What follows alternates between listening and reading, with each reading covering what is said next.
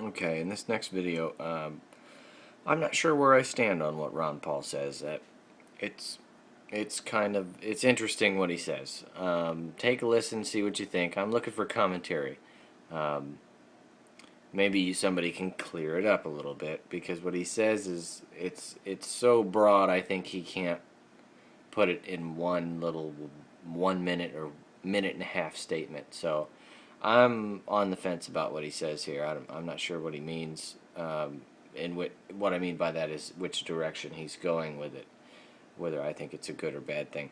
So if anybody, especially Ron Paul supporters, a lot of them are more educated than I might be. So let me know what you think of what he says here. How do you revive Made in America? You have to create the right conditions to bring these companies back, and they have to bring their capital back and shouldn't be taxed. But Apple's a great company, but the way you ask the question, it infers that because there's a bunch of workers overseas, it hasn't benefited a lot of people here. The consumers obviously have been benefited by a good company, well run. But obviously there's a lot of employees with Apple in this country as well. I don't think that's the number that you have to be concerned about. A lot of people worry about us buying and money going overseas. But if you send money to China, let's say they're paying wages over there and we send dollars over there, well, they don't put the dollars in a shoebox. They have to spend those dollars. Unfortunately, they're buying our debt and perpetuating our consumerism here and our debt here. But immediately there's a benefit to us because those dollars come back. But also, when you get products, if they're buying products cheaper over there, let's say the computer cost $100 instead of $1,000.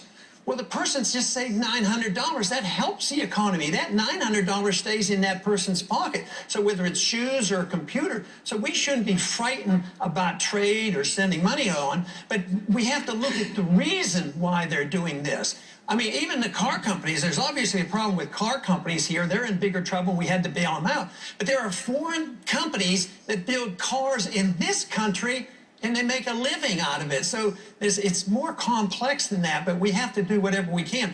I think the union problem, the right to work states, and of course I've chided Senator Santorum on this because he has voted, against right to work. But we have to change these conditions to invite people back.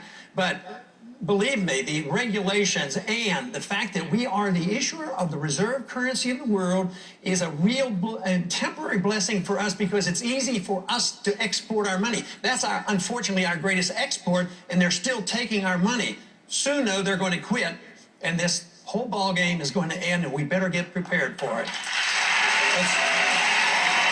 What do you think? He mentioned